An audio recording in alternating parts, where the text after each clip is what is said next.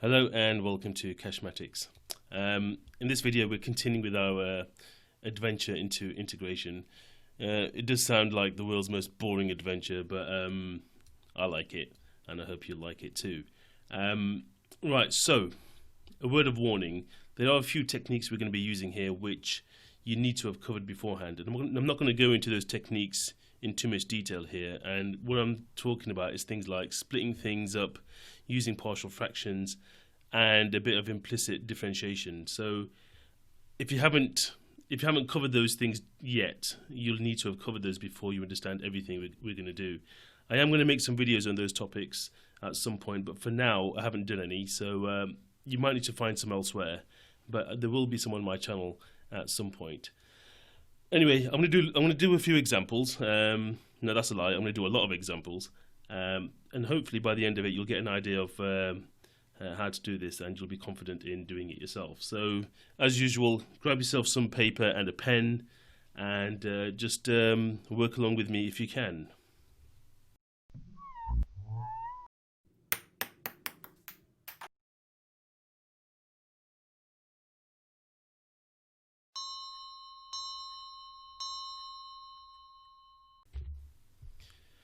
So this is our first example, and at first sight it doesn't look that difficult, but we haven't actually touched on any of the techniques we can use to do this yet. You know, we can't use the reverse chain rule, and we can't do it by parts or anything like that.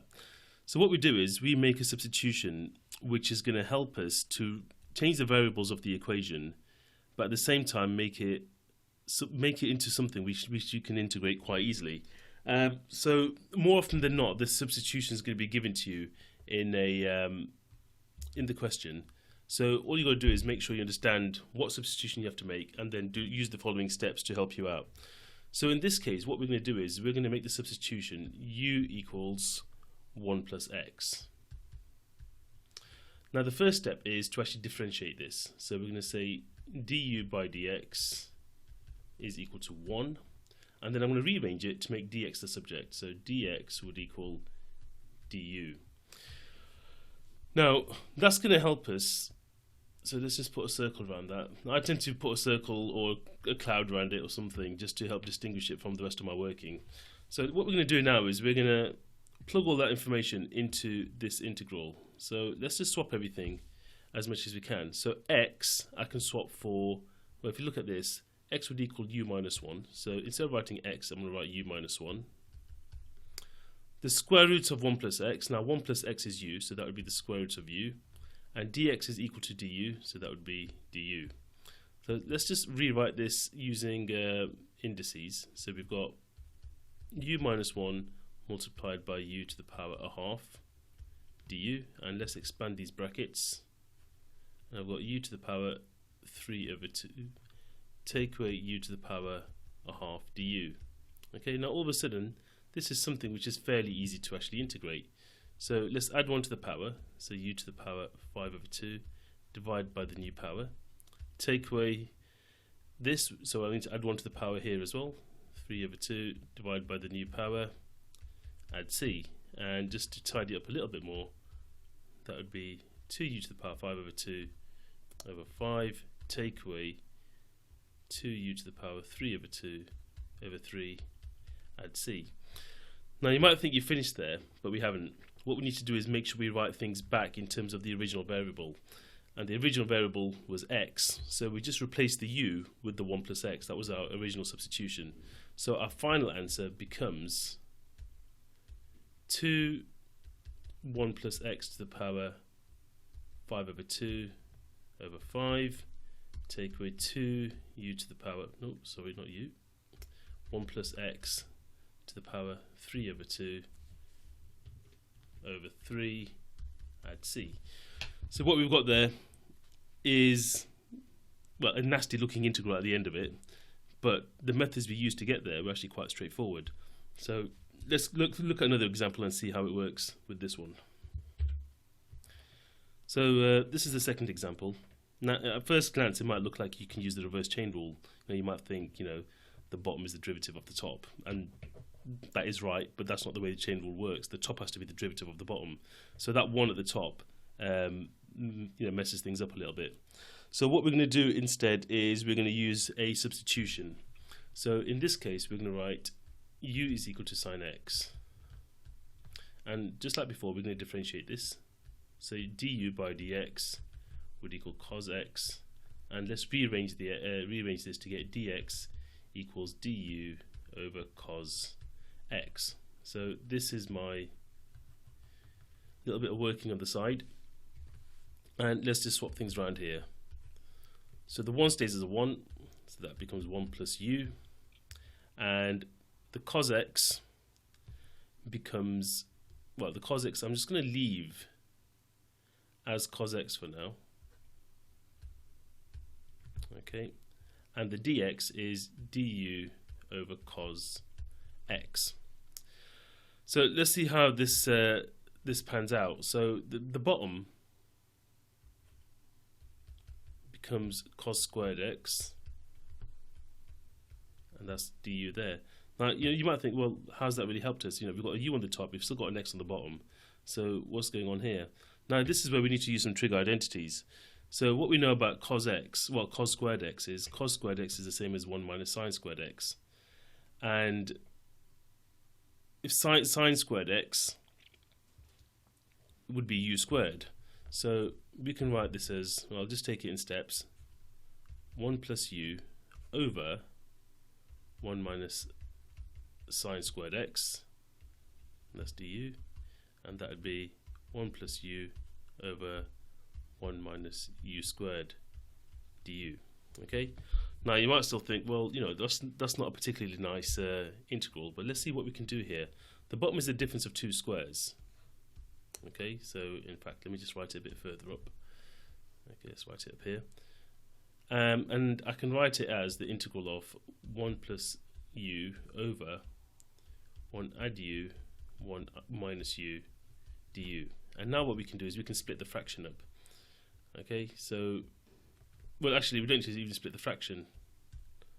That cancels that out. Okay, so what we've got is the integral of 1 over 1 minus u du. So this here, a 1 over function, just becomes, when you integrate it, becomes the log. So it'd be the natural log of 1 minus u. I've got to remember to divide by the minus 1, add c, and then I just replace the variable. So it's the ln of 1 take away, now u is sine x, so sine x, divided by minus 1, so I just need to put a negative sign in front of it, plus c. Right, next example, sine cubed x. Now in this question we're going to write the substitution u is equal to cos x. Okay, now you might wonder, why are we using cos x when I've got a sine x there, or sine cubed x over here? So let's just see where this takes us and how it actually helps. But like I said, don't worry too much about this. The substitution will normally be given to you, so you're not going to have to rack your brains too much, unless you're doing further maths, in which case you might have to work it out for yourselves. Anyway, let's differentiate this. Du by dx is equal to, now cos x becomes minus sine x when I differentiate. So rearranging this, in fact, just make sure your u's don't look like your x's like mine do. Okay, dx would equal minus du over sine x. So let's go back over here and change everything. So sine cubed x. Now, how is this going to help us? Okay, let's just write the sine cubed x as sine squared x sine x dx. Okay, I'm going to do that first. Okay, and then I'm going to write the sine squared x as 1 minus cos squared x. I'll keep the sine x as it is, dx, and now I'm going to start swapping things over. So that becomes the integral of 1 minus cos squared, so 1 take away u squared, because cos x is u, multiplied by sine x. I want to keep the sine x as it is, and you'll see why in a bit, because that dx becomes minus du over sine x. So the sine x's cancel each other out. So what I've got ultimately, now I can take this negative outside of the integral, minus I've got 1 minus u squared du, and that's quite a straightforward integral. So keep the minus out there. 1 will become u, take away u cubed over 3, add c, and now we can put the original variable back in. So it becomes minus u, which is cos x, take away cos cubed x over 3, add c, and if you want you can expand the brackets to get minus cos x plus cos cubed x over 3, add c. Next example, sec to the power 4x. It doesn't look that bad, okay, but how do we deal with sec to the power 4 of x? Now the substitution we're going to use here is u equals tan x, and that means du by dx would equal sec squared x. Now you might be able to see where things are going here. Let's just rearrange this. Dx is going to equal du over sec squared x. So let's go back over here and see what we can do with it. So that becomes the integral of, now I'm going to keep the sec to the power 4x for now. Okay, keep that for now. The dx I'm going to change for du over sec squared x. So my advice was, it would be not to change everything all at once, just change little bits and see what actually happens. Okay, and what we can see here, that will cancel some of this out to leave you with the sec squared x. So what you end up with is the integral of sec squared x du. I still haven't got everything in terms of u, but what I know is that sec squared x is 1 plus tan squared x, if you remember your trig identities. So that becomes 1 plus tan squared x du. Now I can use the substitution now because u is equal to tan x, so this just becomes u squared. So let's just put that back in. 1 plus u squared du, nice easy integral, that becomes u plus u cubed over 3 plus c, and let's just change the variables back. That's going to be tan x plus tan cubed x over 3, add c. Okay, now look at this example here. Now that one really does look nasty. And we've also got some limits as well which we need to put in, and I'll talk about how we put limits into these as well. But let's just start with the substitution. Now the substitution in this case, we're going to use u equals sec x. So let's just write u equals sec x, and let's just differentiate this. So du by dx would equal sec x tan x, which means dx is equal to du over sec x tan x. So hopefully you can see where this might be headed. Okay, we've got a sec x tan over here, we're going to end up with a sec x tan x in the denominator, and that's going to help us to cancel things out a little bit. So let's put it all in. Okay, and I'm going to keep this here, and I need to remind myself that this limit here is when x equals pi over 3. Okay, and this is when x is equal to 0. Now it's important to remind yourself of that, because sometimes what happens is people change the variable for u, they'll do the integral, and then they'll put these numbers into the actual limits. You've got to make sure you use the corresponding the values in the limits. But let's just see what we've got. Okay, so this is sec x tan x square root of, now sec x is u, okay, plus 2, and dx is du over sec x tan x.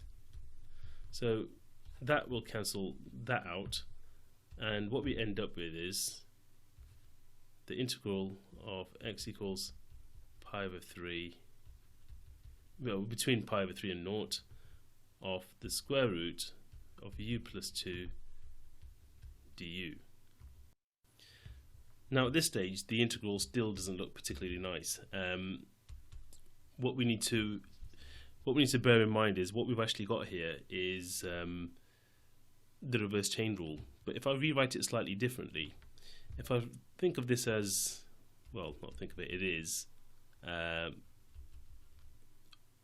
multiplied by u plus 2 to the power a half du. So I've just rewritten it in a way which will hopefully help me recognize the chain rule. So what we've got here, this bit here, is some function of u to the power a half, and this bit here is the derivative of that function.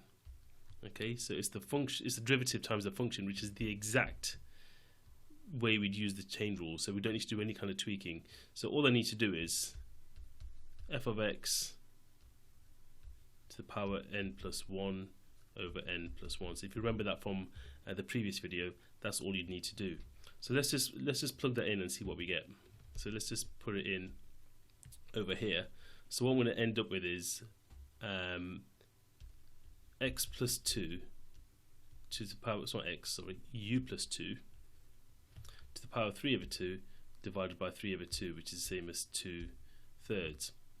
Okay, and I need to put the limits in now. So the limits that we've got are x equals pi over 3 and x equals 0. But what I want to do is I want to change it for u. I mean, I could always change it back in terms of x, so I could change this u over here and write it in terms of x, but that would be a bit of a pain. So what I'm going to do is I want to work out what u is instead. So when x equals pi over 3, u would equal sec of pi over 3. So let's just look at the cos of pi over 3. Cos of pi over 3 is a half, which means the sec of pi over 3 is 2. And for this one here, the cos of 0 is 1, which means the sec of 0 is 1. Remember, the sec function is a reciprocal of the cos function. So my final answer will become 2, open brackets, this will be 4 to the power 3 over 2 over 3, take away 2, and then this will be 3 to the power 3 over 2 over 3. And this all simplifies to 16 over 3, take away 2 root 3. Okay, this is our last example. At first glance, it doesn't really look too bad, but once we start working through it, you'll see it does throw a few curveballs, and it can catch you out quite easily. But let's just get started with it. The substitution I'm going to use is u equals the square root of x squared add 4, and I'm just going to rewrite that as x squared plus 4 to the power a half. So as always, I'm going to differentiate it first, and that'll give me 1/2, so multiply by the power, then take 1 off the power, and then multiply by the derivative of this bit, which is 2x. That'll cancel that out. I'm just going to rewrite it, so du by dx is equal to, I'm going to keep the x on the top and put this on the bottom, okay, because that's a negative power. So x squared add 4 to the power a half. And I'm just going to rewrite it in terms of x and u. The top is x, and the bottom, u is x squared plus 4 to the power a half, which is just that. So that's u over x. So let's plug in what we can. Okay, so this integral becomes the integral of the top there, which is just u, over x. So I'm not changing everything, just changing bit by bit. Let's change the dx. So I need to rearrange this now. So dx would equal u du over x. So this would be u, well, let's write that in white, u du over x. So what I've actually got is the integral of u squared over x squared du. Okay, let's just make this x a bit clearer. X squared. Now, I'm going to rewrite this because I can say x squared, so from here, sorry, I can say u squared is equal to x squared add 4, which means x squared is u squared minus 4. So this becomes the integral of u squared over u squared minus 4 du. So I've got everything in terms of u now, and you might think, well, how's that any easier than this one at the top? Well, the thing what I can do here is I can write it as u squared over u minus 2, u plus 2. Okay, and what I've got here is something I can split up using partial fractions.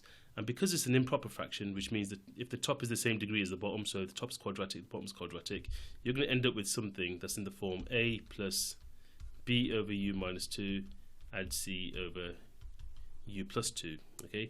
Now I'm not going to go through how I get the answer for the partial fractions part, but you need to look that up and make sure you can get there.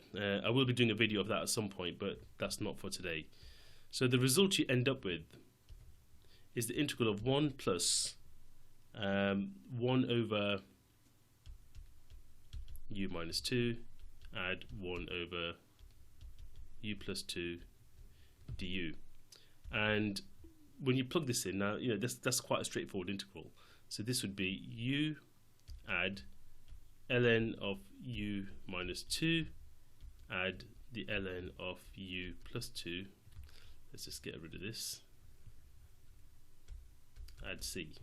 Okay, and all I need to do then is plug in the original variable. So this would be the square root of x squared add 4 add the natural log of the square root of x squared add 4 take away 2. Make sure the square root sign only goes up to here, not over the whole thing. Add the square root of, so the natural log of the square root of x squared add 4 add 2 plus c. So the original question didn't look that bad, but the final answer, look at it, is horrible. But what we've used is integration by substitution, and it really is a powerful technique to get what sometimes can look like complicated integrals into something which is nice and easy to integrate. And there's lots of other techniques which come into play. So here we've used integration by parts. You might have to use implicit differentiation in order to do it as well. But the main thing is just to try, just persevere, because sometimes the substitution you make might not be great, and you might have to try a different substitution. But the good thing about it is more often than not you will be given the substitution, unless it really is quite obvious what it needs to be. So I hope that's helped, and I hope that's given you the confidence to try this. So give it a go and see how you get on. But that's all for me for now, so goodbye.